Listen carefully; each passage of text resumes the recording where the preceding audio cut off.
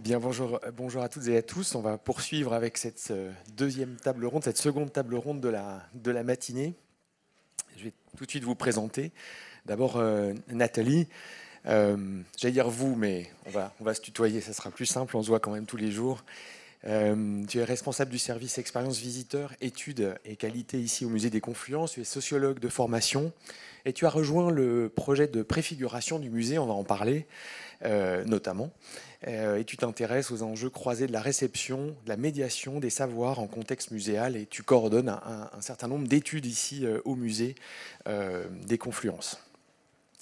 Émeric, à ma droite, à ma gauche, pardon, tu es ancien élève de l'école du Louvre et tu t'es occupé, j'ai tout de suite dit tu, pardon, aussi, tu as été responsable du fonds Frenchline au Havre. Ce fonds, si vous ne le connaissez pas, tout à fait extraordinaire, qui conserve le patrimoine des compagnies maritimes françaises. Puis après avoir dirigé le service du patrimoine maritime de la ville du Havre, tu as pris la direction de la culture et du patrimoine de la ville et de l'agglomération de Beauvais et du Beauvaisis. Et puis depuis 2016, tu es à la tête de la direction de la culture, du patrimoine, du devoir de mémoire et de la coopération internationale au département de l'Isère. J'ai tout dit. Et tu orchestres avec les directions des 19 musées la politique culturelle du département de l'Isère. Enfin, Christian, tu es archéologue de formation. Tu as rejoint toi aussi l'équipe du Musée des Confluences il y a quelques années, en 2000. Peut-être ça fait aussi un anniversaire, où tu as réalisé une quinzaine d'expositions de sciences et de société, dont 2 expositions du parcours permanent qu'on peut encore voir aujourd'hui, bien qu'elles aient bénéficié d'un certain nombre de corrections, d'améliorations. Et à la direction du service des expositions depuis 2016, tu t'intéresses plus particulièrement à l'écriture des expositions, on va en parler aussi, et à la scénographie et aux enjeux, on l'a compris lors de la première table ronde, vis-à-vis des publics.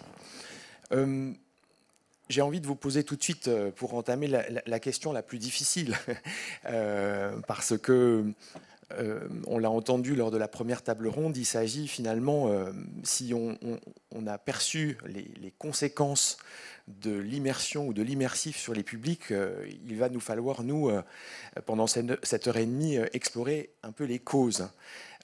Et ensemble, on a imaginé, quand on a réfléchi à cette journée d'études, ce que c'est l'immersion, à quoi ça sert, et on a tout de suite buté sur une limite qui était celle du sensible. On a entendu tout à l'heure la question des émotions, et donc ma première question est à la fois très simple et sans doute complexe.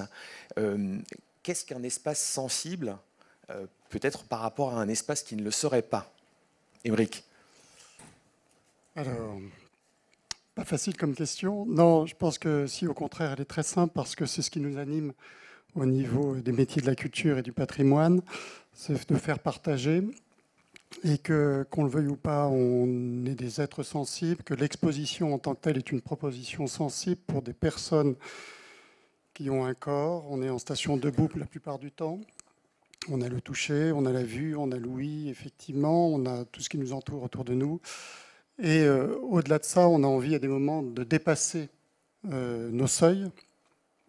Et c'est là où l'immersif, effectivement, peut être intéressant, puisqu'elle nous emmène plus loin, nous emmène parfois dans le temps, on a vu avec la question des dinosaures. Et puis, elle nous emmène aussi dans un développement sensible pour aller encore plus loin sur nos sens. Mais ce qui me paraît important, c'est... on a beaucoup parlé de technologie. L'art est lui-même très immersif, on va le voir. Enfin, j'ai apporté différents exemples tout à l'heure que vous avez tous forcément en tête. Et qu'un musée est avant tout aussi sur l'objet. Et qu'il ne faudrait pas qu'on perde de vue ça. Et que l'immersif, effectivement, la technologie doit être, j'ai envie de dire, au service de l'objet. Et ça, j'ai trouvé ça très très intéressant, la première table ronde. Parce que justement, la question du post-exposition, d'apporter l'objet, ben non, en fait, il faut plutôt le mettre au départ. Et c'est en voyant cet objet et en ayant le rapport sensible à l'animal naturalisé, à l'œuvre d'art, qu'on a envie d'aller plus loin et on va dire de crever l'écran en quelque sorte. Nathalie, Christian?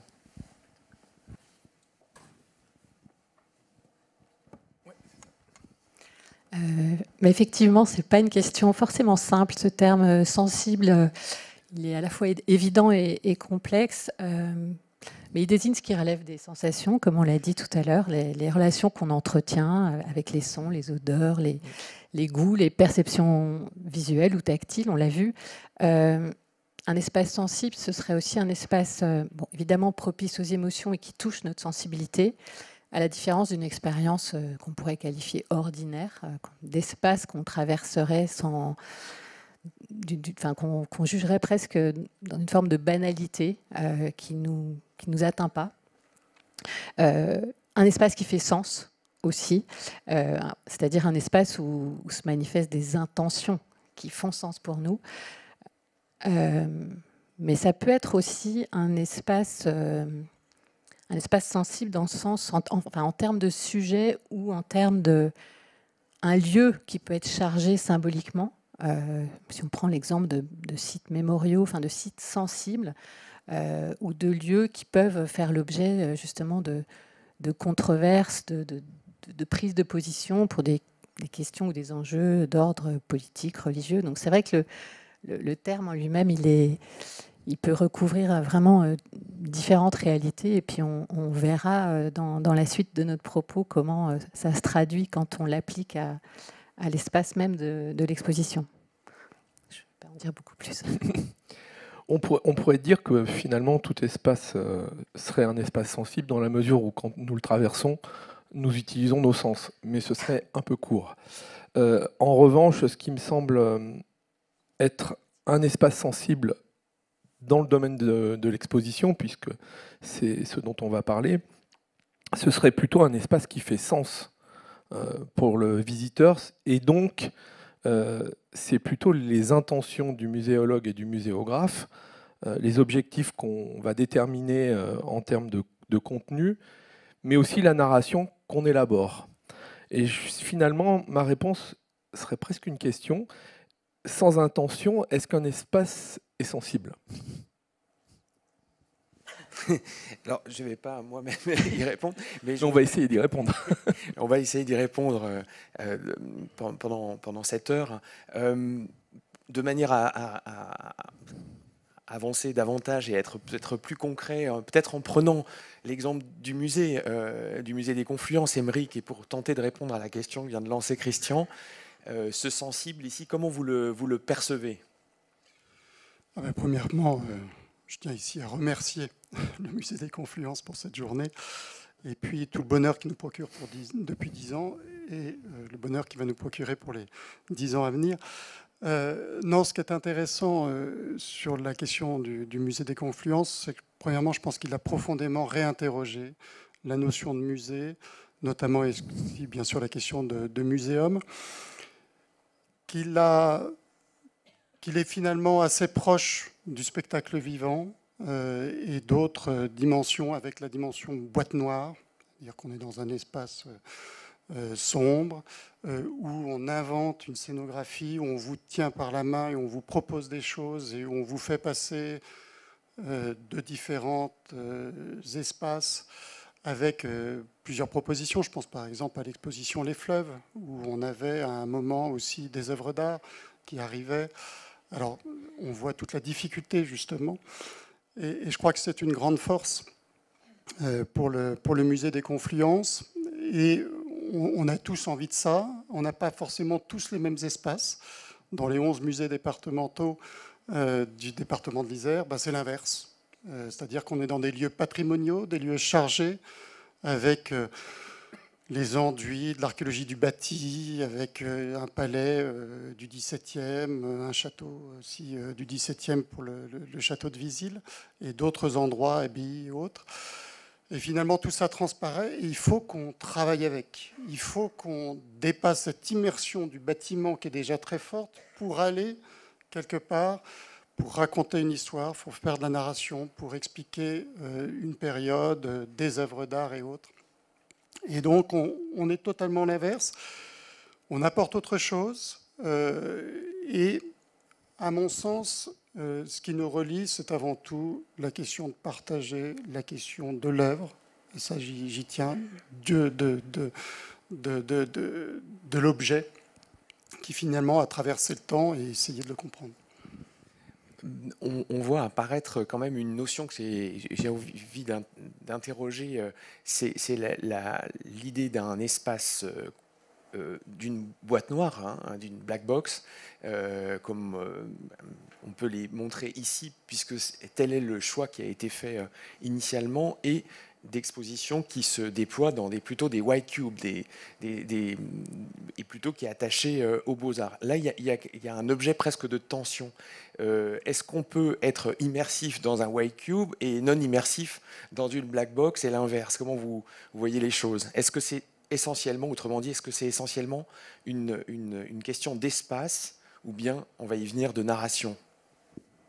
Je peux essayer d'enclencher un embryon de réponse. Je pense que ce sont avant tout les intentions. On ne fait pas les choses gratuitement. On élabore un contenu avec des objectifs vis-à-vis des publics, vis-à-vis des moyens dont on dispose, et de la collection, puisqu'on est un musée. Et ces intentions, elles vont nous permettre de faire des choix muséographiques, des choix scénographiques. Et on va choisir, si on veut parler de technologie, la technologie la mieux adaptée, évidemment à nos moyens aussi, pour que l'effet souhaité sur le public fonctionne. Et on ne fait pas l'inverse, c'est-à-dire qu'on ne choisit pas d'abord la technologie, on construit un propos en premier lieu. Donc je dirais que les deux, suivant, comme tu l'as dit, peuvent fonctionner. C'est simplement une question d'élaboration de contenu, de définition d'objectifs et des bons moyens utilisés, ces moyens dont on dispose.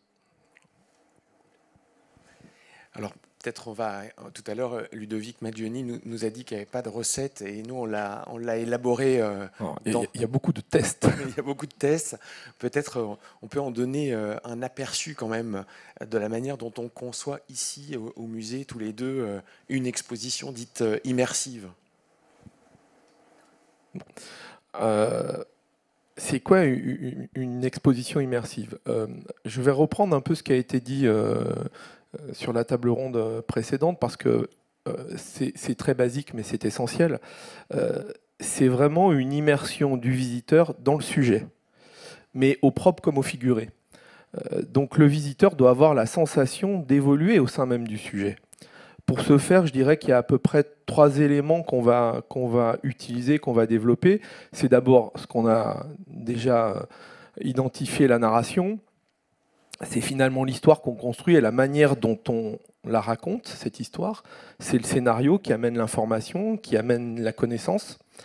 C'est en deuxième lieu, et c'est très important, la mise en scène, ce qu'on appelle la scénographie en exposition.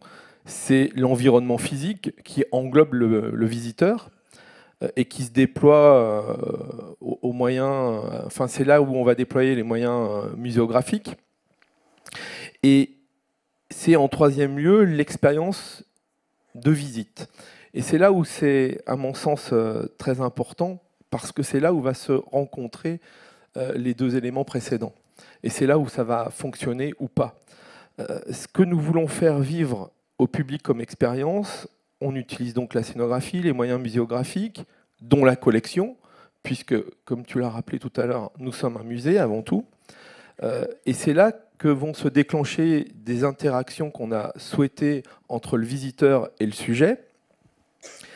Et ces interactions doivent être porteuses de sens. Elles doivent favoriser les émotions, et ces émotions vont favoriser à la fois l'implication du visiteur, mais aussi sa compréhension de notre propos et de ce que nous voulons lui laisser quand il va quitter l'exposition et quitter le musée. Et tout ceci, à mon sens, peut fonctionner si le visiteur a un sentiment de vraisemblance. Ça, c'est important, c'est-à-dire à la fois de véracité du propos, c'est-à-dire nos propos sont garantis par les sciences, par exemple, mais c'est aussi la véracité de la sensation qu'on a voulu lui faire vivre. Il faut quand même que ça se rapproche du réel, même si ça n'est pas le réel. Voilà.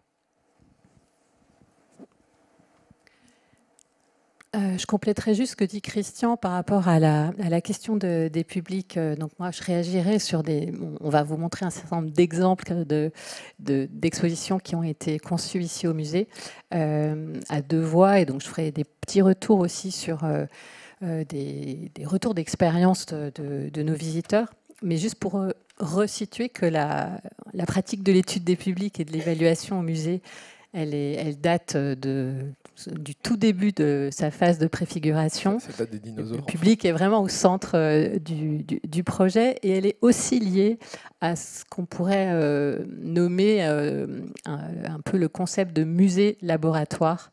C'est-à-dire que de laisser une place pour l'expérimentation, y compris dans les méthodologies d'études. Je ne vais pas forcément le détailler ici, mais tout récemment, on mène un partenariat avec le Centre de recherche en neurosciences qui vient faire des expérimentations scientifiques sur l'exposition Rêve. Et on voit bien que effectivement, il y a tout le champ des neurosciences qui maintenant vient impacter la pratique de l'évaluation. Mais ça reste des outils complexes avec un outillage un peu compliqué où le visiteur n'est pas complètement libre de tous ces mouvements.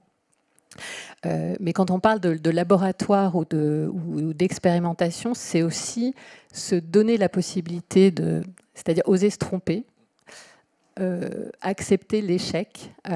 Et c'est vrai qu'on s'est un peu dit en organisant ces tables rondes, et on l'a bien vu ce matin, on est là dans le cadre de journées professionnelles, on n'a pas envie juste d'être dans un auto-satisfecit à montrer comme c'est formidable tout ce qu'on fait, mais c'est aussi oser montrer là où ça coince, là où ça frotte, là où les gens ne comprennent pas.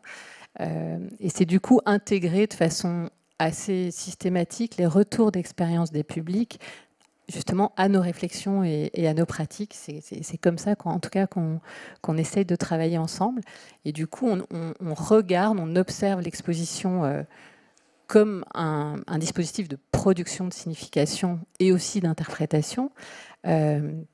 On interroge de façon systématique, vraiment, et tu l'évoquais tout à l'heure, sur la narration, sur la question des intentions, la question du sens qui est au centre. Et du coup, on va essayer de regarder à la fois assez finement les intentions de conception et du coup les modalités et leur réception par les publics, ce qui permet de confirmer un certain nombre de choix, d'hypothèses, mais aussi de déceler des écarts, des usages détournés parfois. Et c'est aussi intéressant de regarder ça.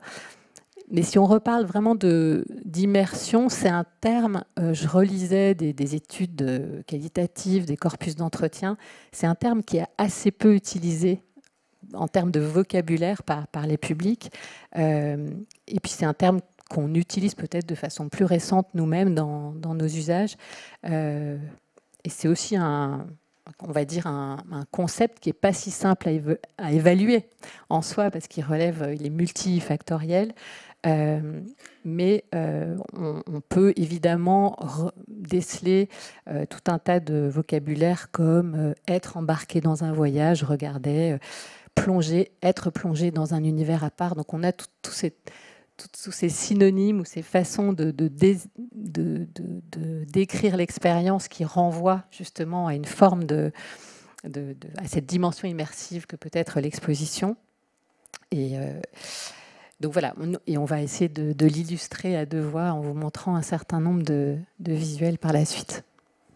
Oui, moi je voudrais juste rebondir sur cette idée-là de finalement dans les métiers du musée, il y a ceux qui font la conception des expositions, il y a ceux qui en parlent aussi à l'extérieur pour que ça soit le plus fidèle et en même temps attirer, c'est l'enjeu, les publics. Et l'autre jour, j'ai échangé avec nos collègues du Quai Branly qui nous disaient, mais moi je ne sais plus quoi faire avec ce terme d'immersif parce que en fait cette exposition-là, je la sens pas immersive, enfin je la comprends pas comme telle, mais si je ne mets pas le mot immersif, alors j'ai l'impression de ne pas cocher la case et de faire en sorte que le public se reconnaisse, ce qui induit potentiellement une fausse promesse à la fin. Peut-être, Aymeric, sur cette idée que vient de développer Nathalie du musée laboratoire, du musée qui cahote ou qui apprend de ses échecs ou de ses succès. Je pense que c'est essentiel. C'est essentiel parce que sinon on n'avance pas et que soi-même on a besoin de tester. Là, par rapport à ce que tu viens de dire et de la remarque du Quai Branly, c'est évident que chaque thématique appelle une muséographie différente, appelle une scénographie différente, de par les œuvres qui sont présentées, les objets, de par aussi le propos qu'on souhaite et l'actualité du sujet. On ne traite pas, on va le voir tout à l'heure, par exemple la libération, de la même façon aujourd'hui qu'il y a quelques années où il y avait encore de nombreux témoins, où il y avait des grands-parents. Et donc, oui, on a forcément le droit à l'erreur. Oui, une exposition, c'est un choix à un moment donné, avec, on le sait, parfois une vraie complexité, y compris dans la relation avec le comité scientifique, dans la relation aussi avec des problématiques budgétaires et autres, on en parlait tout à l'heure. C'est vrai qu'on ne mesure pas toujours qu'une exposition, c'est sur plusieurs années et qu'à des moments, on a un budget qui peut déraper et en même temps une restriction budgétaire. Ce qui n'est pas notre cas, avec chance. Mais en tout cas, je crois que le public a besoin en plus de ces expériences. C'est-à-dire que s'il ne sent pas que l'équipe s'est un peu mise en danger, s'il ne sent pas qu'on lui apporte quelque chose, pas forcément technologique d'ailleurs, on se trouve dans quelque chose où il a l'impression d'avoir déjà vu, ou quelque chose, on va dire, d'un peu convenu. Peut-être on va poursuivre sur les outils, sur les intentions au département d'Isère, dans les réseaux des musées. Tu veux bien... Alors, je suis allé au-delà. Hein. Je suis allé bien au-delà. J'ai l'impression. Oui. Non, mais du coup, c'est ce que je trouvais intéressant. C'est des expositions que j'ai pu voir ou des réflexions qui me sont venues aussi sur cette question de sensibilité et immersion. On parlait tout de suite des salles noires.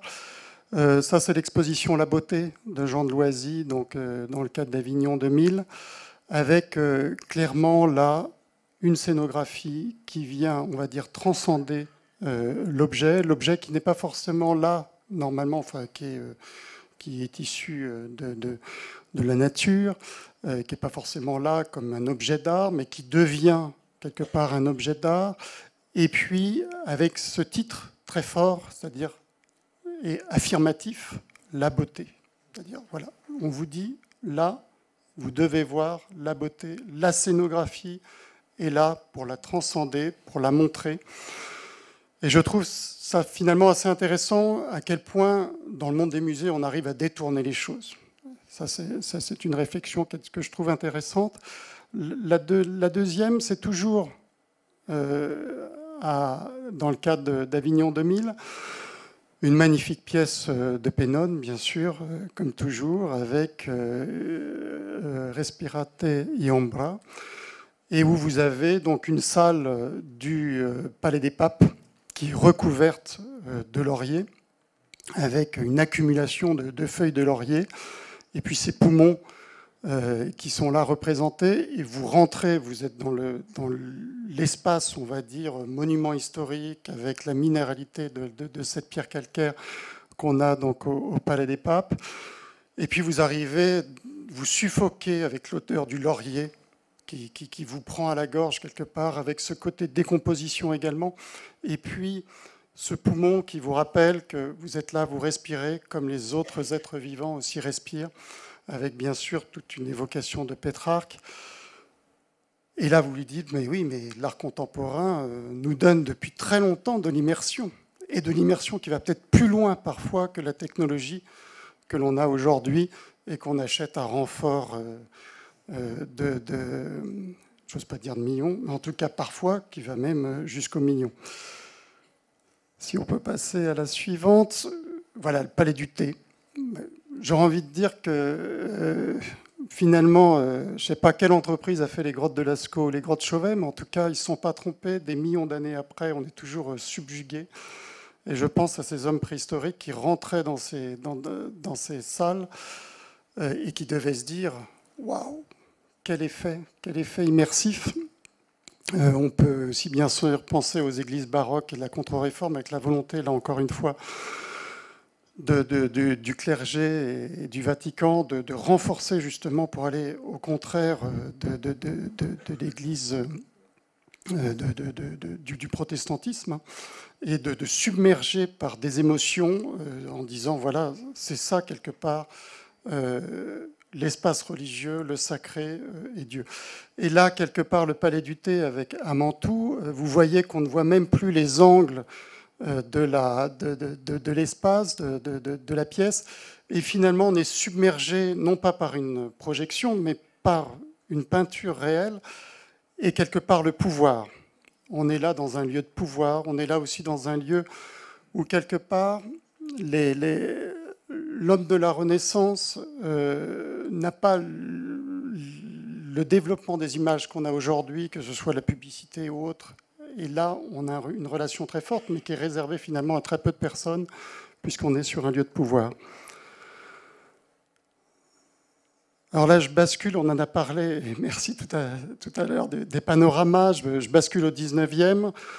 Vous avez sur le côté gauche, Baréorama, voilà, pour l'exposition universelle de 1900, avec un paquebot plus ou moins reconstitué sur Vérin.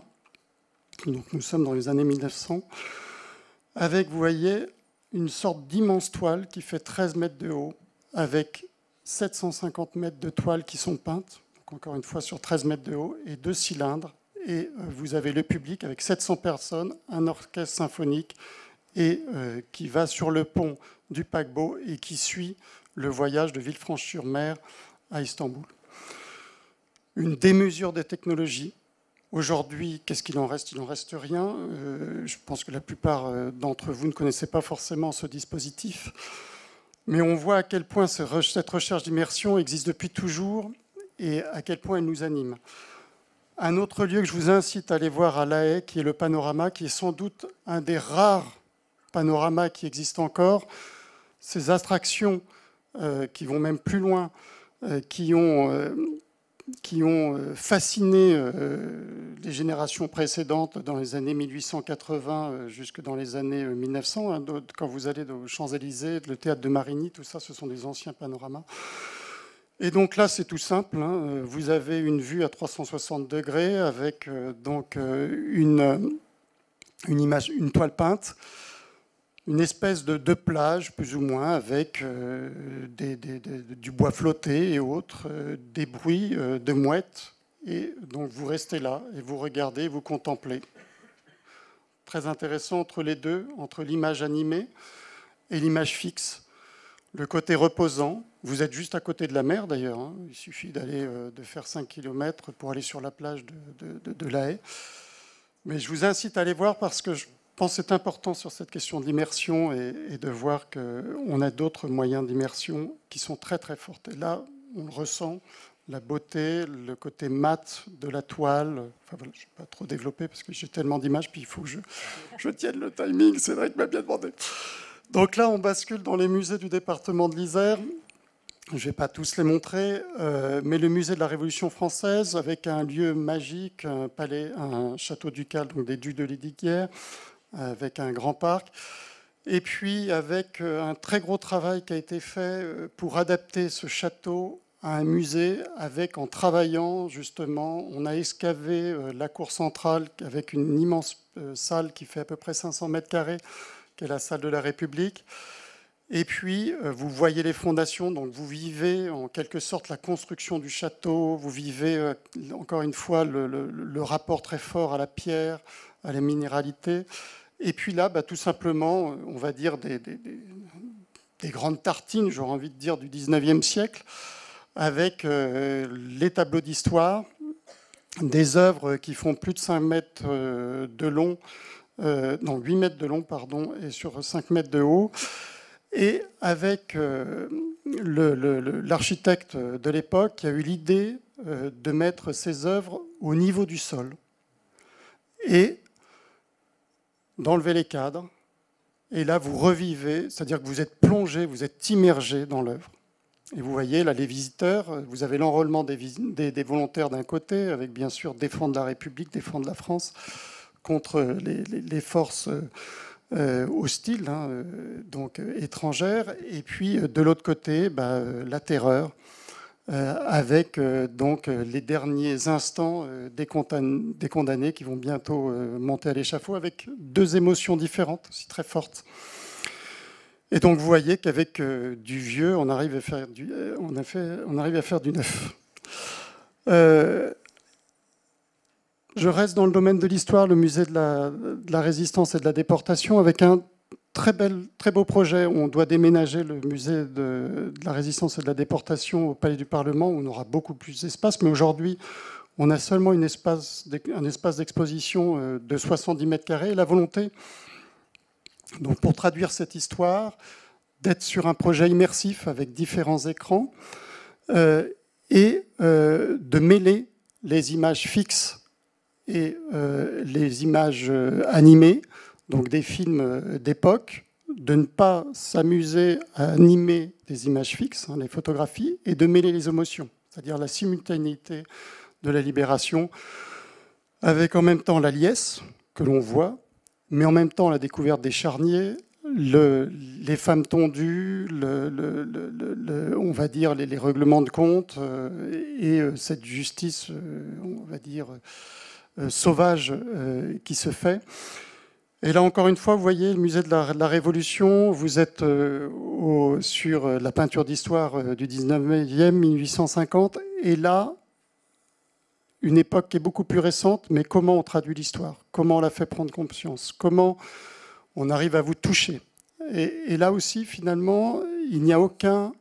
Alors, on a un petit journal avec le Dauphiné libéré qui est distribué, qu'on peut prendre, et où on retrouve les images avec des explications. Mais on immerge le spectateur, le visiteur, pardon, j'ai fait un lapsus, dans ce monde de la libération, qui est un choix, voilà, avec une musique, bien sûr, qui est un parti pris, qui est un propos, et on adhère ou on n'adhère pas, mais en tout cas, c'est ce qui est proposé.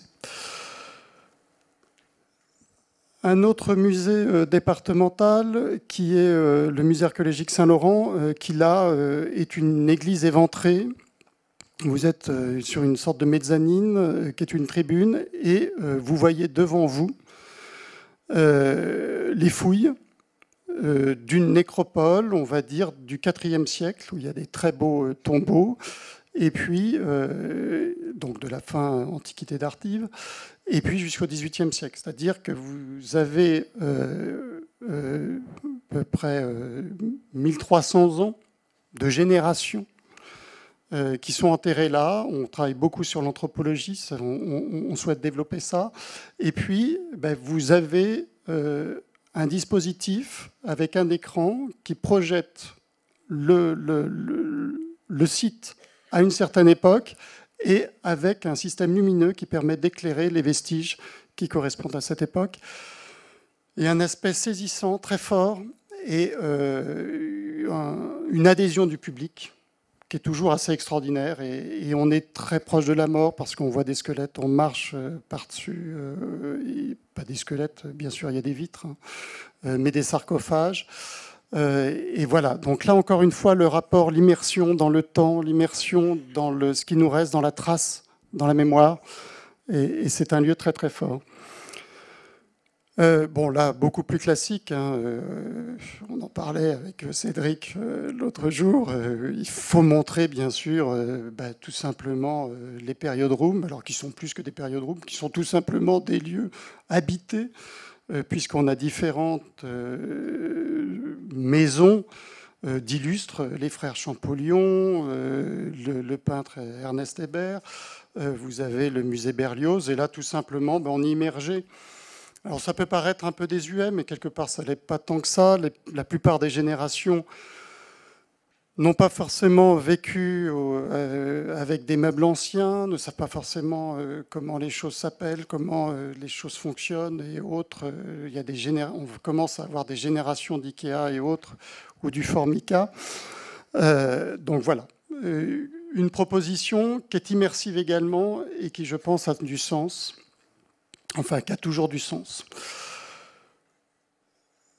Là, je suis au musée dauphinois, avec un parcours permanent qui ne s'appelle pas parcours permanent, qui s'appelle parcours de référence, et on y tient, et avec la vie dans les Alpes, et plus spécialement les Alpes dauphinoises. L'exposition d'avant s'appelait Jean de l'Alpe, il fallait la refaire, enquête du public, qu'est-ce qui vous intéresse, qu'est-ce que vous voulez voir dans la future exposition qui s'appelle maintenant Alpin 7000 ans d'histoire. Et ce qui ressort, les dioramas. On veut garder les dioramas. Donc les dioramas, vous avez là donc à gauche, avec bien sûr les lits clos, comment on vit dans les chalets d'alpage et bien sûr dans des lieux où on est forcément coupé du monde pendant l'hiver. Et avec une dimension très forte qui avait été faite avec Jean Guibal, Jean-Pierre Laurent et d'autres, c'est-à-dire d'avoir le sens, et vous marchez pour aller voir sur les dioramas sur un plancher qui craque. Volontairement, il y a tout ce travail-là. Et donc à côté, bien sûr, on se doit aujourd'hui de mettre du numérique, on est très heureux, et donc avec justement cette grande carte des Alpes, avec le fait que les Alpes ne sont pas une frontière. Les Alpes, au contraire, montrent à quel point on les traversait. Les Alpins ne sont pas arriérés. Le crétin des Alpes est simplement une maladie génétique due à un manque d'iode. Donc voilà. Et donc vous avez là donc un très beau dispositif qui permet de montrer ça. Je vais me dépêcher parce que je ne veux surtout pas monopoliser les paroles. Ici un exemple, toujours la mer, bien sûr, vous l'avez compris, qui me tient à cœur, même si je suis au pays des montagnes. Mais le musée de la Marine, un espace très contraint.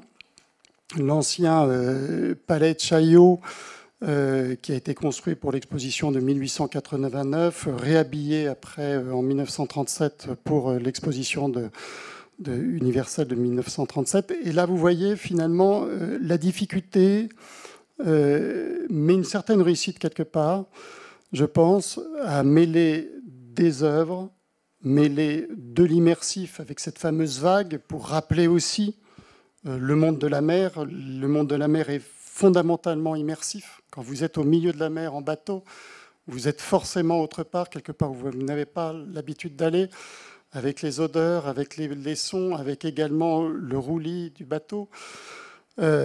Et donc là, finalement, comment on arrive à montrer le naufrage entre des grands formats, entre des vestiges, voilà, une bouée, des éléments qui ont été ramenés, exhumés de naufrage, et puis cette grande vague qui vous submerge. Donc ça, je trouve que c'est finalement un exemple assez intéressant. C'est évident, et on l'a dit tout à l'heure, et tu l'as dit aussi, Cédric, un espace immersif, pour qu'il fonctionne, il faut qu'on soit environné, il faut qu'on lâche prise. Il y a la question de l'échelle, on voyait tout à l'heure les géants au Palais du Thé de Mantoue. Voilà. Donc là, on a un bel exemple, en tout cas un beau test. Je ne sais pas si ça fonctionne toujours, si ça fonctionne avec tout le monde, mais en tout cas, c'est intéressant. Et puis le dernier exemple, et j'en finis là, avec Escale Atlantique, que certains peut-être connaissent, qui date des années 2000. Tout simplement, vous savez qu'à Lorient, à Saint-Nazaire, à Bordeaux, il y a des bases sous-marines construites par les Allemands, avec des alvéoles donc, pour les sous-marins, avec des dalles qui font jusqu'à 7 mètres de béton, donc qui sont tout simplement impossibles à détruire. Et donc comment on se sert de ça, sachant que ça a souvent ce sont des espaces stratégiques dans les ports, parfois entre la liaison ville-port.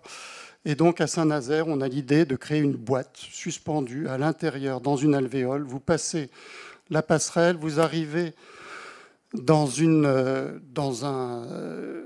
un faux paquebot en quelque sorte. Donc vous avez des coursives, vous avez avec des grands ventilos le vent, vous avez bien sûr du numérique et des projections qui vous permettent, vous avez l'impression d'avancer. Vous allez à l'intérieur, dans l'esprit, on va dire, des grands paquebots des années 30, la grande salle à manger avec, on mêle des espaces et des œuvres plus anciennes, comme par exemple cette grande table avec des fauteuils fixes. Et puis bien sûr, bien entendu, et on le parlait tout à l'heure, l'aspect ludique. On est dans un centre d'interprétation, on n'est pas dans un musée, même s'il y a beaucoup d'objets. Et l'objectif était justement de rassembler des objets de l'écomusée sur l'histoire des paquebots et également le côté un peu immersif et on va dire plus spectaculaire. Vous terminez, c'est comme Titanic, le bateau coule et on vous demande de prendre des canots de sauvetage, on vous met des gilets de sauvetage et là encore une fois, le vent, la tempête et vous descendez et bien sûr vous arrivez à la boutique. Voilà, je n'irai pas plus loin. Un autre espace immersif, voilà, j'avais envie de vous partager ces quelques exemples. Merci Émeric.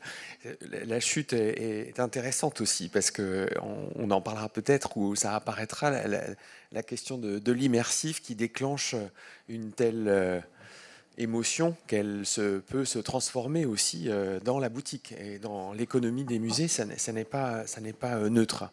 Peut-être revenir à ce qu'on a fait ici, ce qu'on a appris plutôt à faire ici, Nathalie, Christian.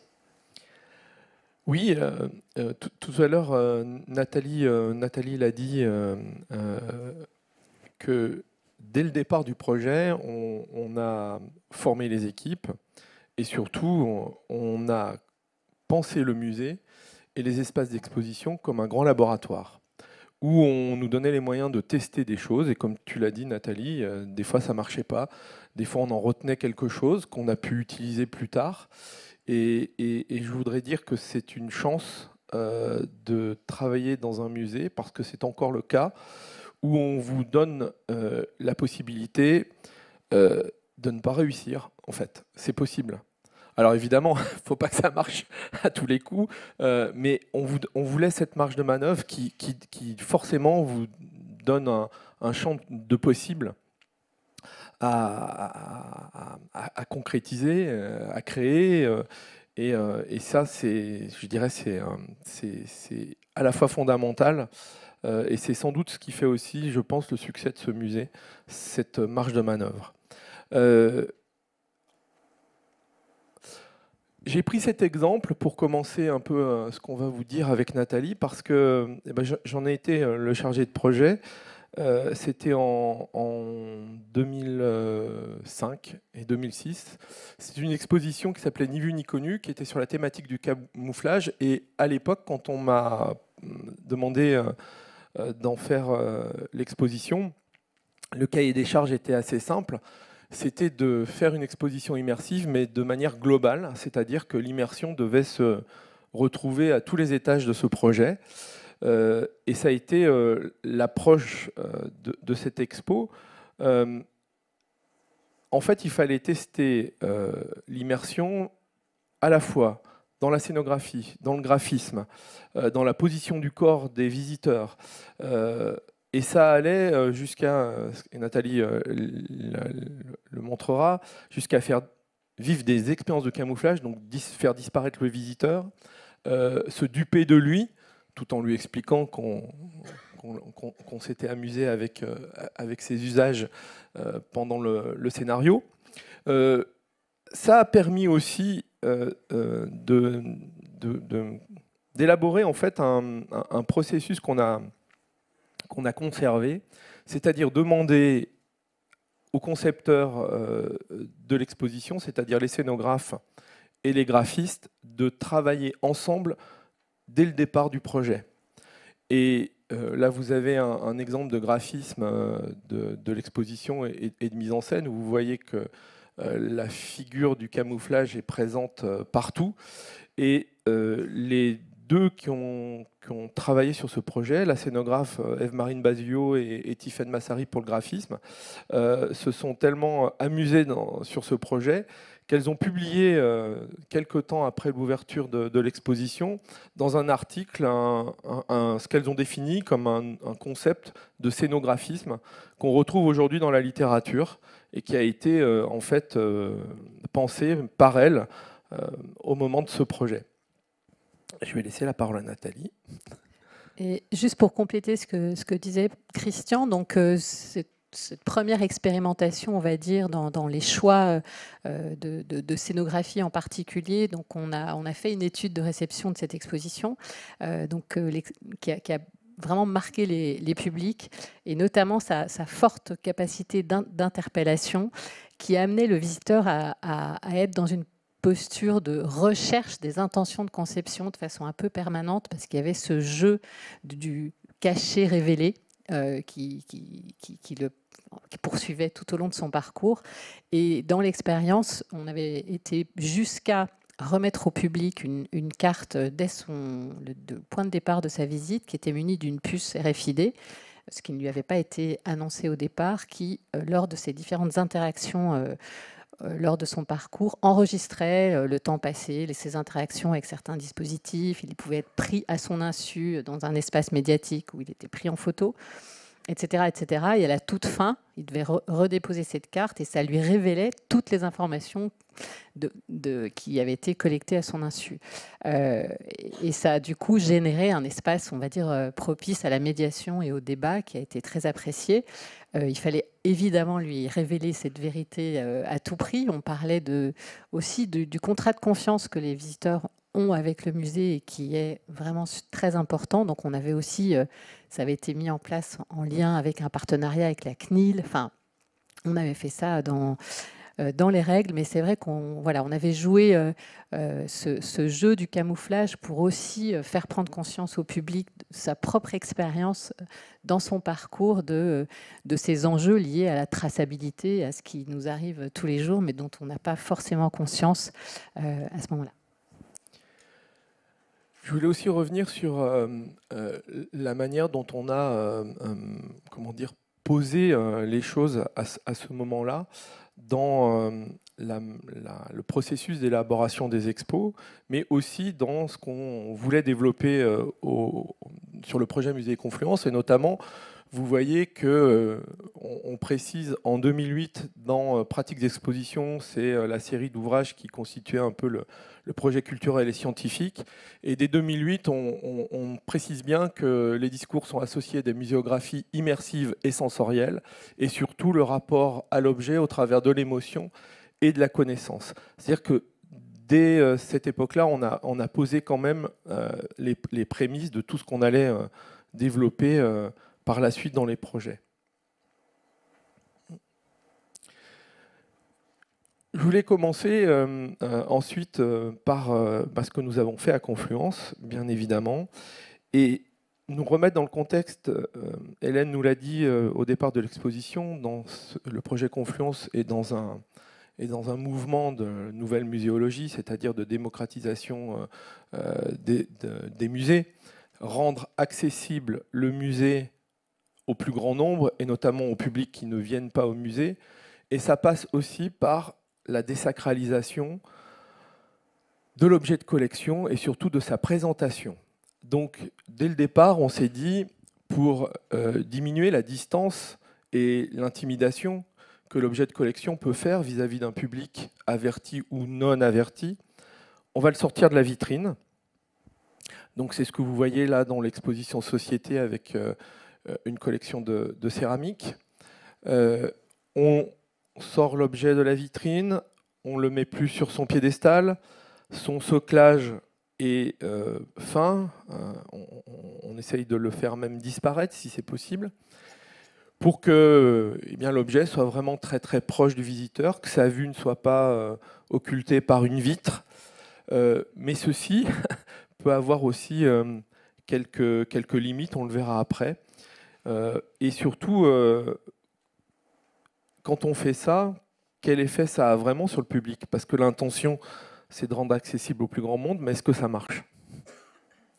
Et, enfin, nous, dans les différentes études qu'on a pu mener, ce qu'on voit, c'est quand même une adhésion, une vraie adhésion des publics au projet, à nos partis pris scénographiques, avec effectivement le curseur qui parfois, on le montrera tout à l'heure, il y a certaines limites qu'on a pu observer, mais sur ce rapport à l'objet, à cette proximité qui est permise dans les choix qui sont faits, c'est vraiment quelque chose de très apprécié, parce que déjà ça attire, enfin ça...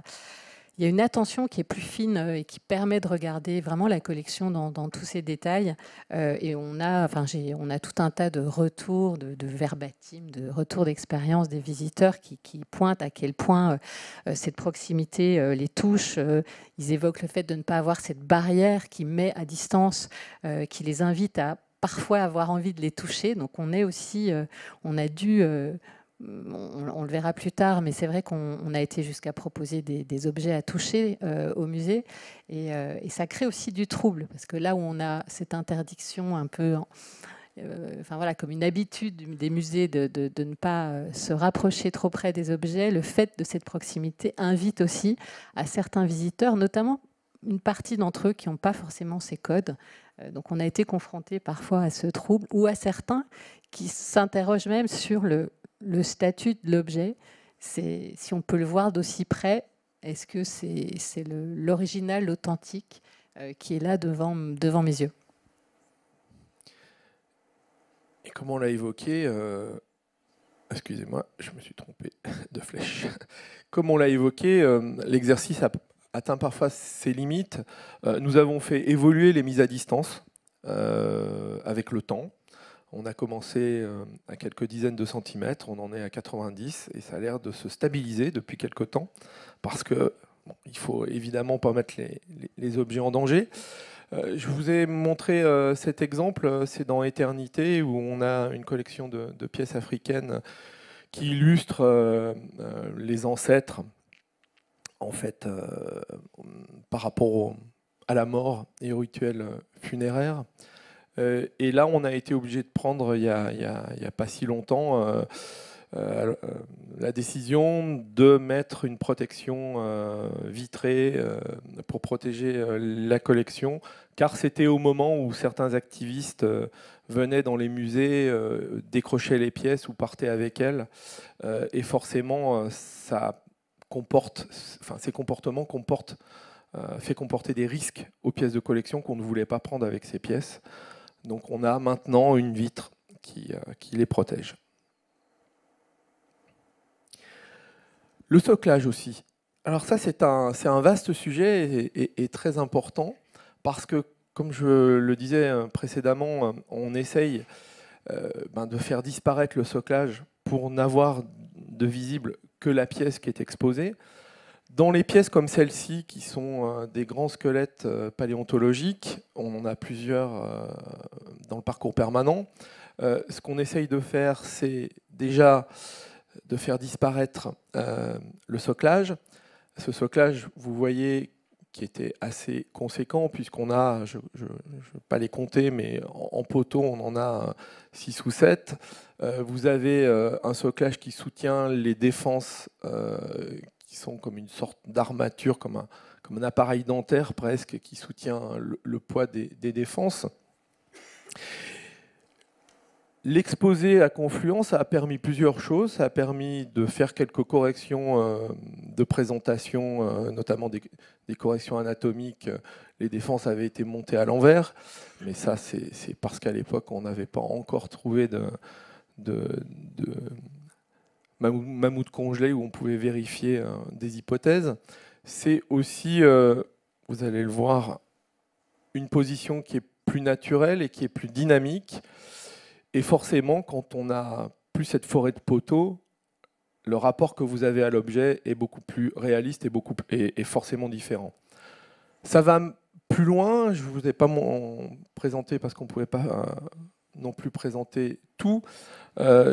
Si j'avais eu une photo à rajouter, j'aurais rajouté celle du Camarasaurus, où là, nous avons même créé un scénario de positionnement de la pièce paléontologique. On a travaillé avec un scénographe en lui disant, là où elle est positionnée dans l'espace, il faut qu'on s'imagine ce que pense le Camarasaurus. Alors, le Camarasaurus, il est dans un virage, on ne le voit pas tout de suite, on le découvre au dernier moment.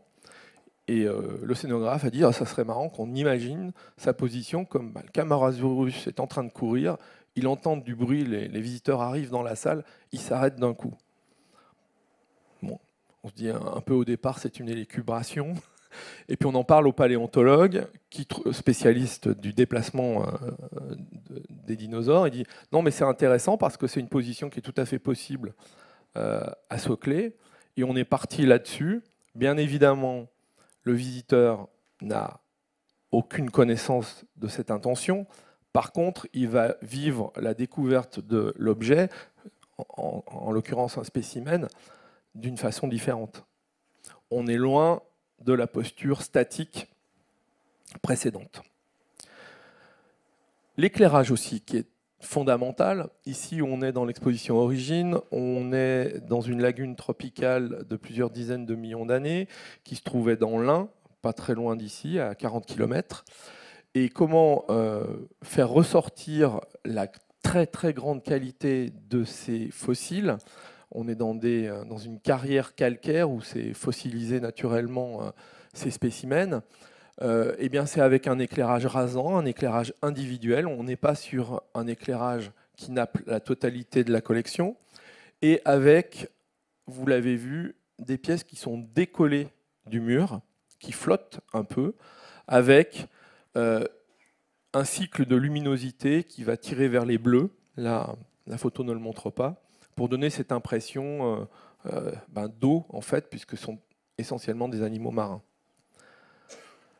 L'exposition L'art et la machine qu'on a ouvert à Confluence en 2015, eh bien, là, elle explorait en fait cette figure de la machine à travers les arts.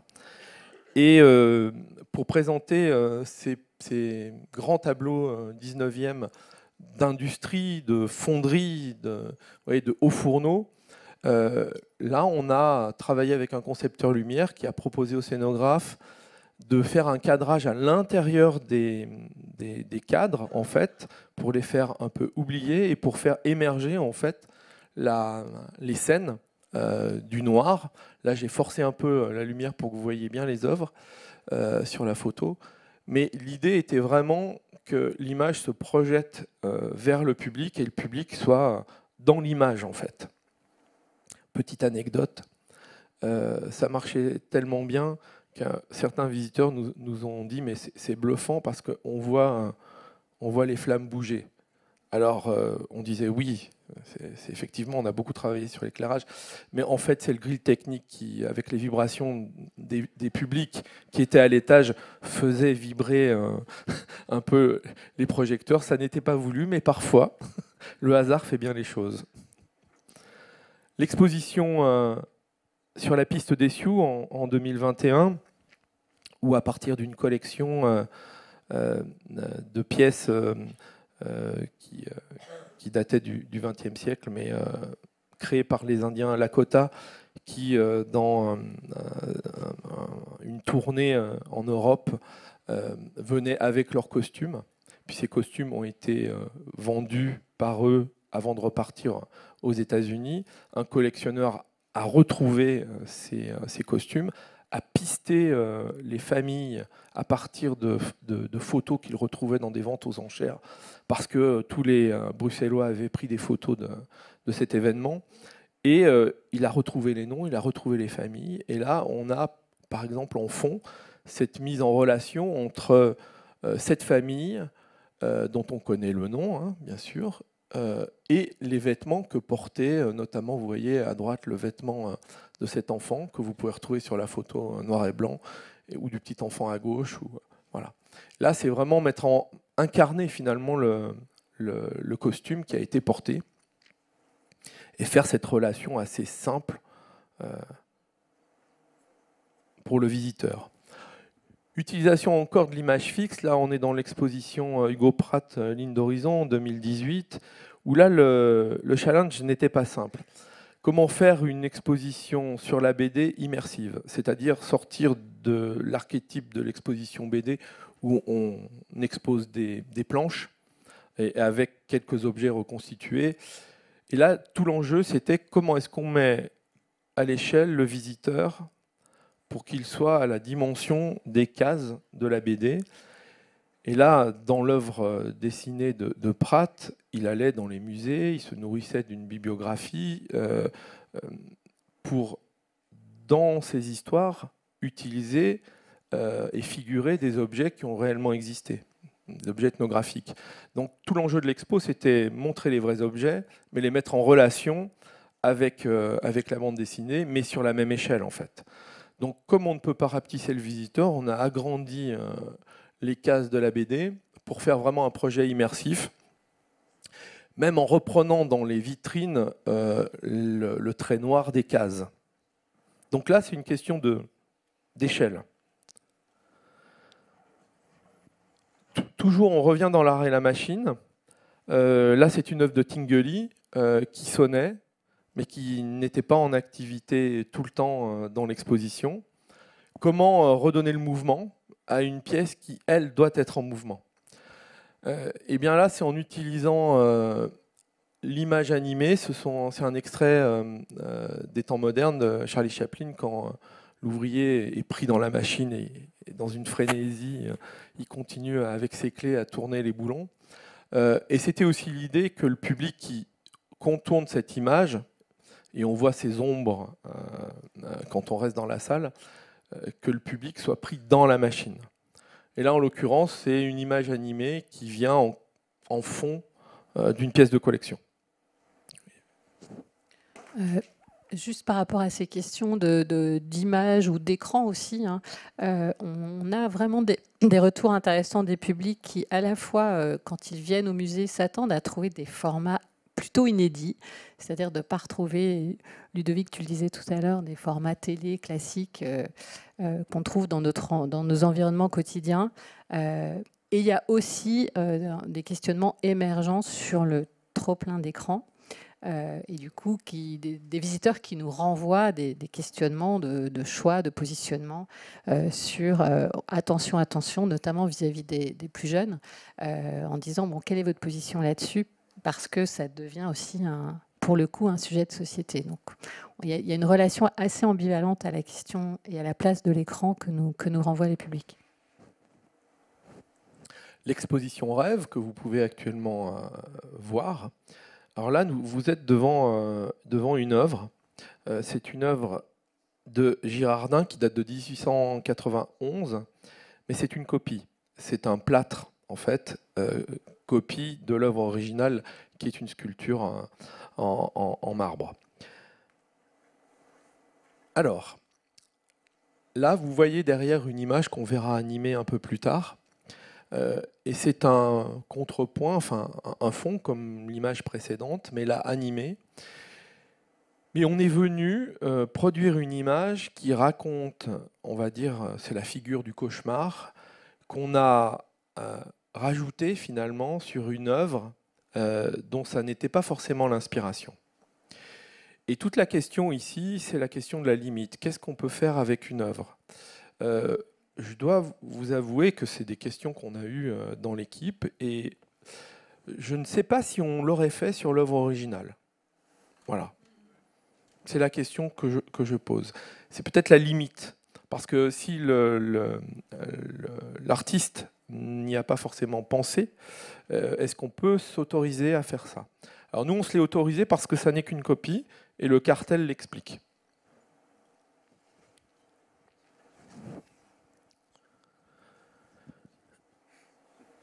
Solliciter l'essence, c'est donc vous l'avez vu avec l'image fixe, ça peut être aussi avec l'image animée, mais c'est aussi avec l'image fixe qui est intégrée dans l'exposition.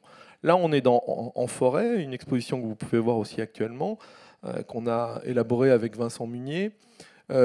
Si vous voyez un peu le fond, c'est une de ces photos de forêt qu'on a utilisée en papier peint et qui est là en fait pour bien montrer au public qu'il pénètre dans une forêt et qu'il va se trouver dans la même position que le photographe, c'est-à-dire capter le moment, l'instant de la rencontre avec l'animal sauvage.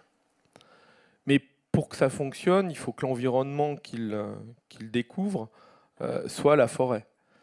Alors, ça va jusqu'à ce papier peint, mais pas seulement, c'est aussi la pénombre, puisqu'on on traverse une forêt du crépuscule jusqu'à l'aube, mais c'est aussi les sons. On entend les sons du vent, on entend les sons des animaux et leurs cris.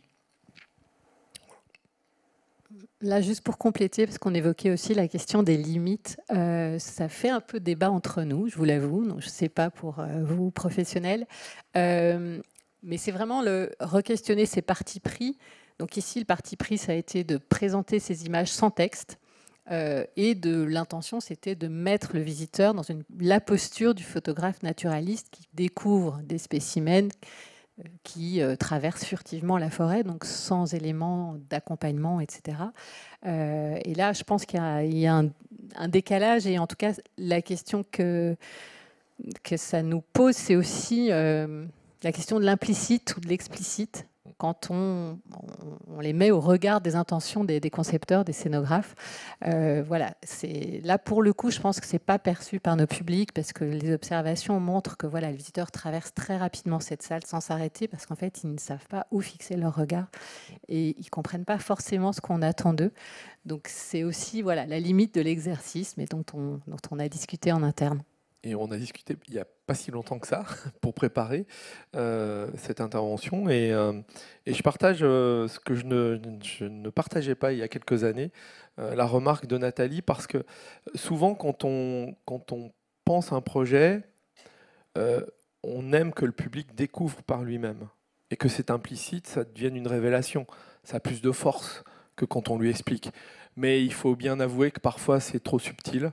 Et là, pour le coup, je pense que Nathalie a raison. On aurait dû l'expliquer en amont, au moins dans le texte d'introduction, les intentions. En tout cas, cette intention-là. Macaille, un refuge en terre malgache, 2020, où là, vous voyez l'utilisation de l'image fixe panoramique, de l'image animée à droite, et en décor, cette petite montgolfière de place, je crois, type ULM si vous voulez, qui a servi pendant l'expédition à découvrir dans ce milieu karstique qui est vraiment inaccessible, des biotopes vraiment particuliers d'une vallée à l'autre. Là, on est à Madagascar. L'image animée, alors là je dirais c'est l'exercice poussé à l'extrême, c'est Antarctica en 2016, où finalement on crée une exposition et un parcours en utilisant l'image comme de la collection. La collection, c'était l'image.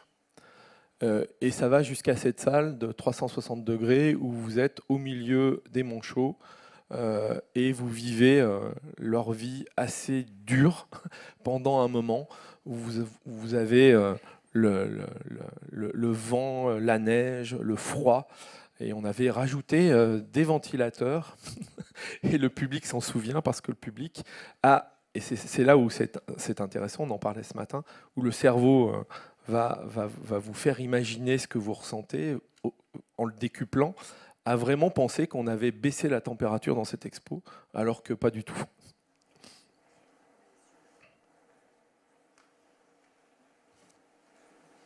Voilà, c'est la petite vidéo que je voulais vous montrer sur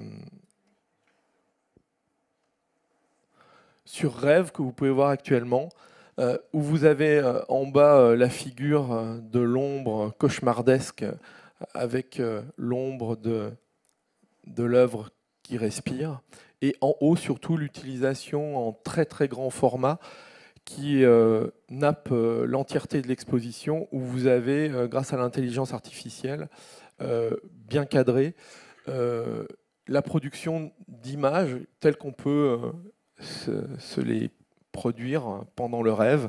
Et c'est quelque chose qui crée une ambiance générale sur l'exposition et qui est accompagné d'une composition sonore également.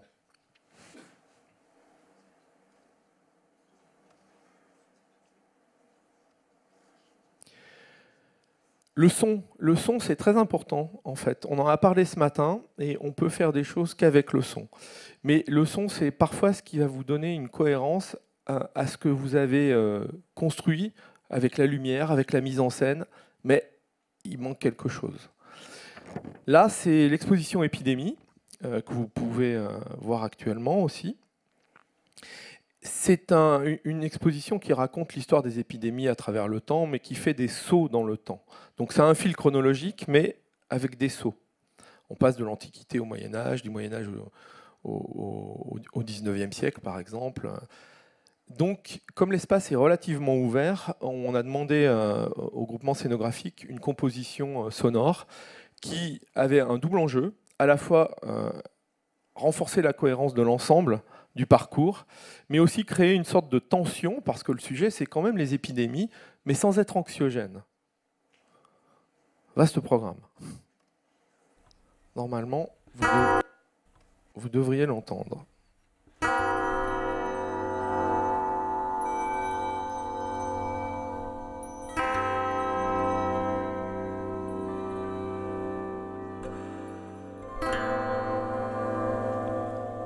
Je le laisserai pas longtemps.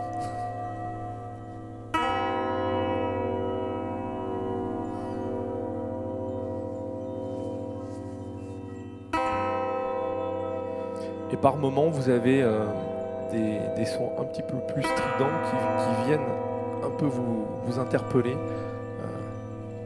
dans le parcours. Mais c'est aussi quelque chose qui est relativement apaisant dans le même temps. Alors solliciter le son, c'est aussi dans des espaces de transition. On est dans Origine. Et là, je crois que Nathalie, tu avais quelque chose à dire, justement. On est dans Origine. On construit à partir de la lumière et à partir d'un son une transition entre l'origine de la vie et l'origine de l'univers autour de la thématique de l'eau. Passons. La posture du corps, qui est extrêmement importante aussi. On en a parlé un peu ce matin. Là, nous sommes dans une exposition qui avait été produite par le Musée de la Civilisation à Québec et que nous avions accueillie en 2016 en l'adaptant, qui est sur l'histoire de la danse contemporaine. On avait adapté le sujet à l'Europe.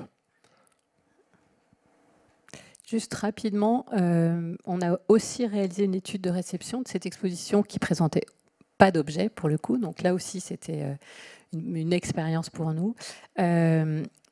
Donc le format, ce qui est intéressant, c'est que le sentiment de proximité et quelque part le caractère intimiste des interviews, on était face à un triptyque d'images, a été vraiment attribué à la taille des écrans. Et j'ai juste un petit extrait d'un retour d'un visiteur qui dit « C'était comme si on pouvait le toucher ou lui poser une question. On avait presque l'impression qu'on pouvait lui parler. On voyait le corps en gros plan, on voyait la sueur, on entendait le souffle. C'était intime avec le chorégraphe. » Dans les récits d'expérience, on voit aussi ce qui se joue dans ces formats quand on est à l'échelle et les effets que ça produit du coup sur le visiteur-spectateur. Il y avait une sorte d'atelier où des groupes pouvaient se constituer et vivre l'expérience d'une chorégraphie contemporaine. Et en fait, si on veut parler un peu de la limite à l'exercice, c'est-à-dire danser dans une exposition, là, pour le coup, très vite, on a dû demander à des accompagnants, donc à des médiateurs, d'accompagner les groupes qui n'osaient pas trop en fait y aller. Et puis danser devant les autres dans une expo, c'est pas forcément simple. C'est ce qu'on a connu dans l'exposition À nos amours, où on avait une piste de danse. Alors suivant qu'on est jeune, qu'on arrive en groupe, ou qu'on ait un public individuel un peu plus âgé, bah, la relation à la danse et surtout devant les autres n'est pas du tout la même. Et c'est des choses qui ne sont pas très simples en fait. Je voulais prendre cet exemple-là parce qu'il est assez intéressant dans parfois le public vous surprend. On est dans Éternité, c'est une tombe de l'âge du bronze, voilà, d'Europe de l'Est. Elle est dans l'expo pour évoquer la manière dont on enterrait encore récemment, majoritairement en Occident. Aujourd'hui, c'est plutôt l'incinération. Et donc, c'est la reconstitution avec un vrai squelette d'une tombe. Ce que vous voyez en face, c'est le couvercle qu'on va redescendre. Vous avez deux postures possibles. Face à ce miroir qui réfléchit la sépulture et qu'on remet droit pour que vous mesuriez la taille et que vous compariez. Quand vous regardez dans un miroir, vous voyez votre image. Quand vous regardez dans ce miroir, vous voyez également votre image, mais plus tard, c'est une vanité en fait. Et sur les côtés, le public vient en groupe, constitué ou pas, et se retrouve dans la position de la mise au tombeau, donc le corps social au moment du rituel funéraire, la mise au tombeau, et on va fermer le couvercle. Et cette mise en scène avait pour but, dans une exposition qui explique que la mort en Occident aujourd'hui, la mort du quotidien, est quelque chose qui... on a perdu les codes et on ne veut pas trop en parler. On se disait peut-être que le public, grâce à ce dispositif, sur les côtés, il va peut-être échanger sur ce qu'il voit. On avait cet espoir. Et ça a tellement bien fonctionné, quand on descendait assez régulièrement, groupe constitué ou pas, les gens se parlaient de la morte, en fait, ce qu'ils voyaient. Et on s'est dit, ça marche tellement bien que les gens s'assoient, c'est pas prévu du tout. Donc on a renforcé le dispositif et on a rajouté les banquettes. Et on finit sur un exemple qui est assez fondamental dans ce qu'on a produit. C'est une exposition qui a été coproduite, Prison au-delà des murs, coproduite avec le musée d'hygiène et d'histoire de Dresde et avec le musée de la Croix-Rouge à Genève, et qui expliquait dans ce sujet, la prison, pourquoi les prisons avaient été inventées. Alors elles ont été inventées par humanisme, pour éviter la peine capitale ou la torture, et très vite a été mise en place la réinsertion. Et dans cette exposition, vous voyez que la scénographie est quand même assez forte, puisque vous rentrez de partie à partie dans une cage, en fait, dans une prison, vous ouvrez les portes et vous les refermez. On a demandé, en fait, dans un dispositif qui est celui-ci, on a demandé à Joris Mathieu du Théâtre de la Nouvelle Génération d'essayer de faire vivre au public l'expérience du visiteur de prison et du parloir. Alors, pour faire ça, il y a la mise en scène, vous la voyez, le public s'assoit, prend un combiné, le téléphone, et va discuter avec un théâtre d'ombre avec des prisonniers. Je vais juste rappeler le principe du concepteur, parce que je pense que ça illustre l'image, ne rend pas forcément donc, tel que c'est décrit. Le spectateur prend place individuellement dans le box d'un parloir. Il s'agit d'un face-à-face. En face de lui, le visiteur découvre un individu qui l'attend, le regarde et lui parle avec familiarité et dans une grande intimité. Le texte, construit à partir de témoignages et de paroles de détenus, laisse sans cesse planer une sorte d'ambiguïté. Jeu entre le réel et l'imaginaire, la réalité, le virtuel, le dedans et le dehors, ce qui déplace notre point de vue, interrogeant notre propre statut. Sommes-nous simples visiteurs ou nous aussi en détention ? On a fait aussi une étude de réception de cette exposition et effectivement, ça fera aussi, je pense, le lien avec la table ronde de l'après-midi, et Ludovic l'évoquait ce matin, l'apport aussi de ce que les artistes peuvent amener à la fois en termes de point de vue et d'innovation. Ici, on est sur un principe d'illusion via le principe de théâtre optique qui a eu vraiment un effet de réel bluffant, troublant, et effectivement qui a marqué les visiteurs, avec parfois même un trop-plein d'émotions pour certains. C'est-à-dire que certains n'ont pas pu vraiment faire l'intégralité du parcours parce qu'effectivement, il y avait une charge émotionnelle assez puissante. Donc là aussi, ça nous renvoie à cette question du curseur. Où est-ce qu'on positionne le curseur sur parfois un trop-plein émotionnel ? Et je finis avec les SAS, c'est-à-dire les entrées. Pardon. Je finis avec les entrées d'exposition. Parfois, c'est pas simple de passer d'une exposition à une autre, et surtout quand on traverse ce qu'on appelle, nous, les couloirs, les espaces liants, où vous avez une lumière naturelle, qui est très éclairée. Et rentrer dans des boîtes noires, tout de suite, ça demande une adaptation de la vue. Enfin, vous ne pouvez pas être plongé d'un coup dans un autre environnement. Donc, on crée des sas Là, pour le coup, c'est le SAS qu'il y avait au début d'Antarctica, c'est-à-dire qu'on traversait la base où les scientifiques dorment et vont se protéger évidemment du froid, ou c'est le SAS, par exemple, de Secret de la Terre, où là, on rentre dans une mine avec les bruits de la mine avant de pénétrer au centre de la Terre, où on vous explique comment ces minéraux sont constitués, et on les a utilisés. Et je termine avec ça, quand même. Ce qu'on a développé dans le parcours permanent et maintenant qu'on essaye de développer sur le temporaire, c'est les objets à toucher.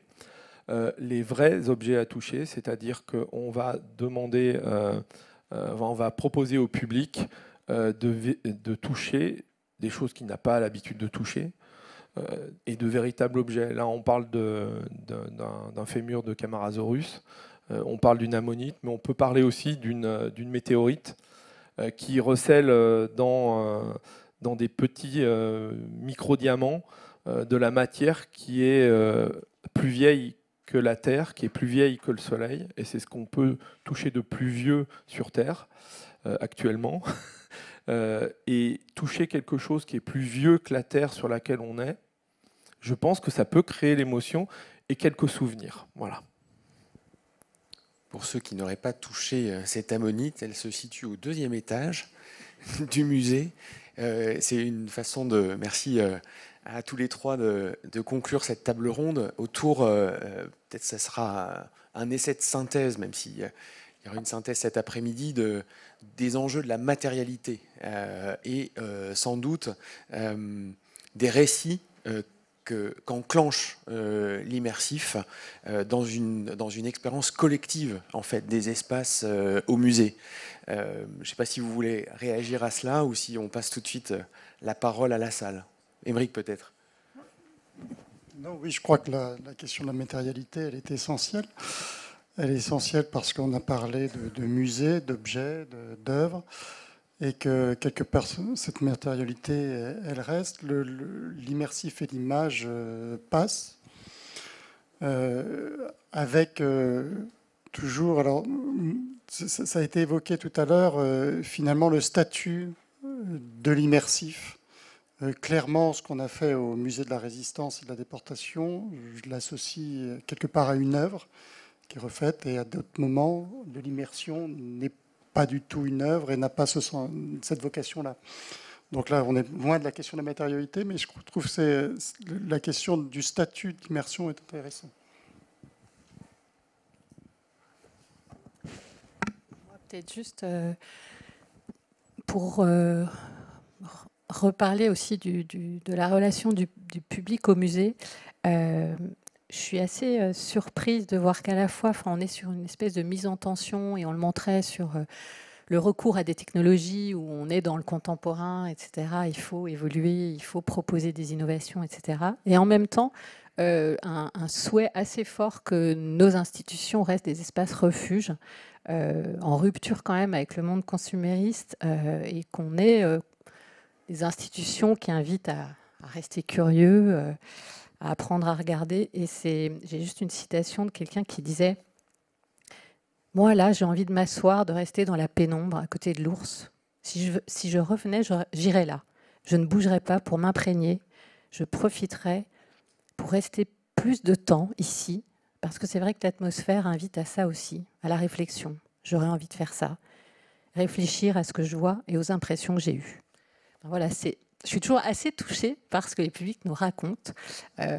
Et je trouve que voilà, notre rôle, il est là.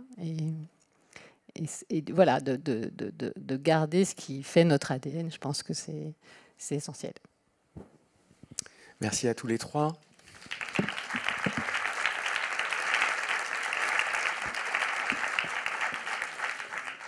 Est-ce que vous avez des questions ?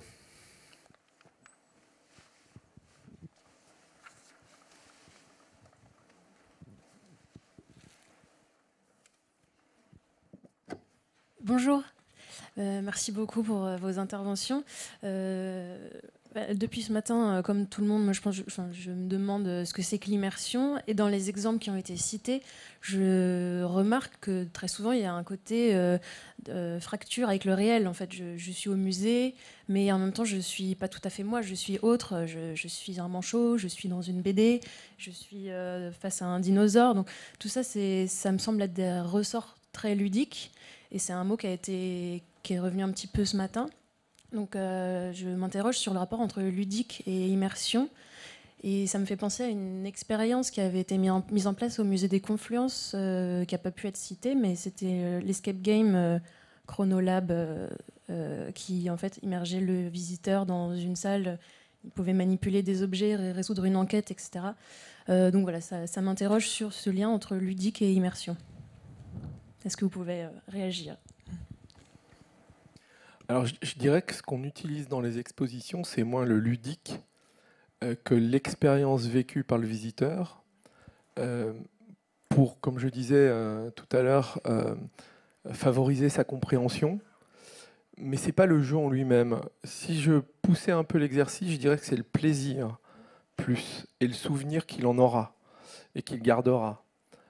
Toucher quelque chose plus vieux que le soleil ou la terre sur laquelle on se trouve, ça peut créer une émotion. Je l'ai vécu lors de l'inauguration, où on en parlait ce matin, où j'ai vu une femme, quand je lui ai expliqué ça, une visiteuse, qui s'est mise à pleurer. Bon, c'était pas mon souhait.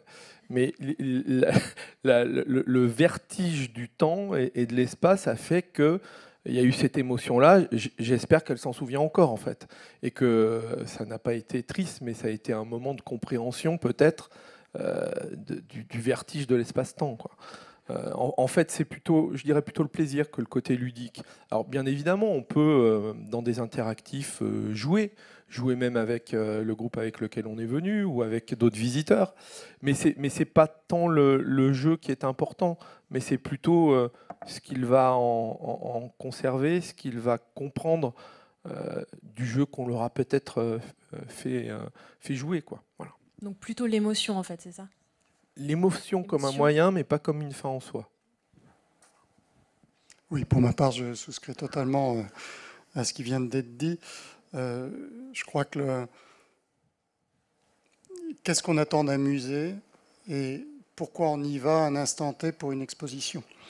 Est-ce qu'on y va pour être submergé par du ludique ou au contraire, est-ce qu'on y va pour être en rencontre avec ou une thématique qui nous intéresse et avoir des ouvertures ou alors est-ce qu'on y va pour avoir une rencontre avec le vivant, que ce soit au muséum et un animal naturalisé, enfin un vivant qui n'est plus vivant, mais en tout cas qui est là, en tout cas dans sa matière, ou une œuvre d'art ou autre. Merci beaucoup. On ne peut vite avoir il ne faudrait surtout pas qu'à l'heure de l'intelligence artificielle et du renfort technologique et du sentiment que l'on peut avoir que les jeunes publics souhaitent de l'écran, moi je suis le premier à le remarquer à chaque fois, et vous le voyez sûrement, on met un écran tactile dans la pièce, on s'est embêté à faire un menu, on s'est embêté à faire un jeu, un truc, on s'est dit ils vont adorer. 80% des enfants touchent les trucs et repartent et vont ailleurs. Donc quelque part, ça pose question. Il y avait une question ici. Oui, moi j'en avais une. J'en profite du coup, j'ai le micro. Justement, vous parliez des moyens et de l'intelligence artificielle. Moi, je voulais savoir s'il y avait des réflexions qui se faisaient là-dessus, des algorithmes, pas forcément à travers un écran, mais justement des algorithmes qui permettent d'avoir une immersion plus grande ou des possibilités plus importantes avec l'intelligence artificielle, justement. Bah, c'est l'exemple, je vais citer celui-ci parce que c'est le plus récent, dans Rêve. On a demandé à la société qui a produit le film et qui doit être présente d'ailleurs dans la salle, qui nappe l'ensemble de l'exposition, de générer des images de rêve archétypes. Très vite, ce qui a été produit, parce que l'algorithme donne un biais, faut pas, voilà. Si le logiciel est asiatique, vous avez en gros que des asiatiques.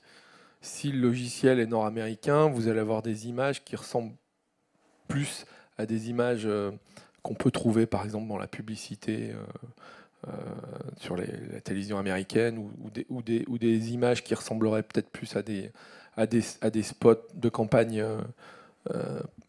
d'élection par exemple. Donc là, il faut travailler avec l'entreprise et petit à petit apporter des éléments qui vont cadrer finalement ce qui est produit. Voilà.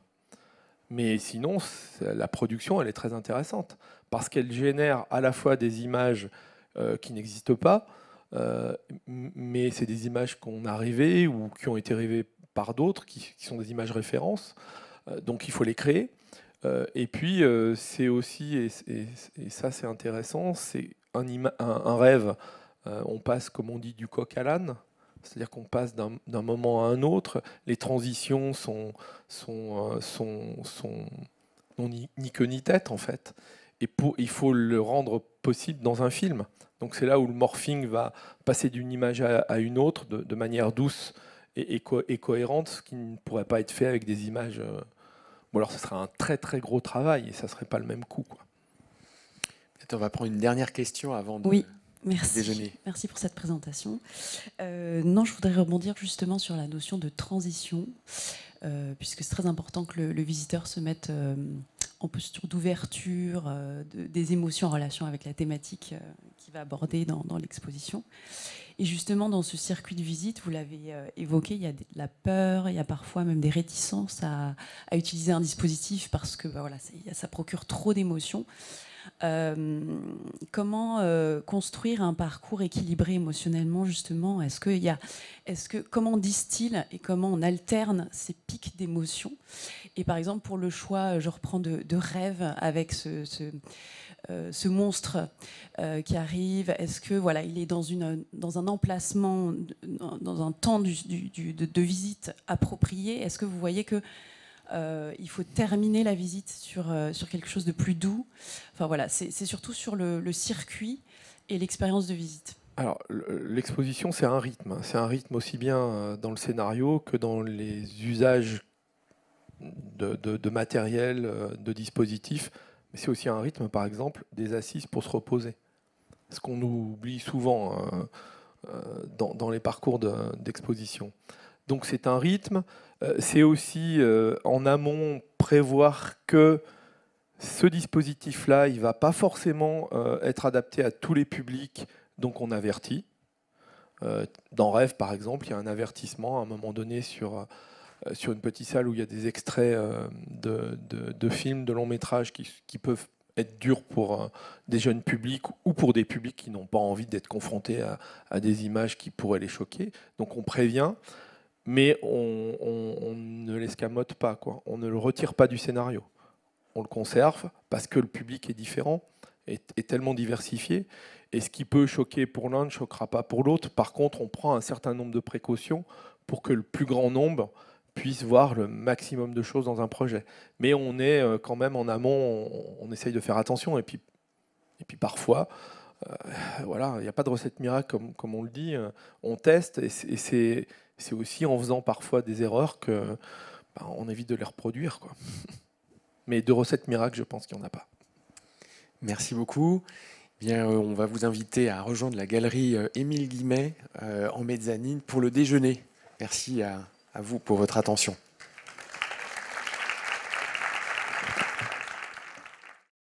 Musée des Confluences.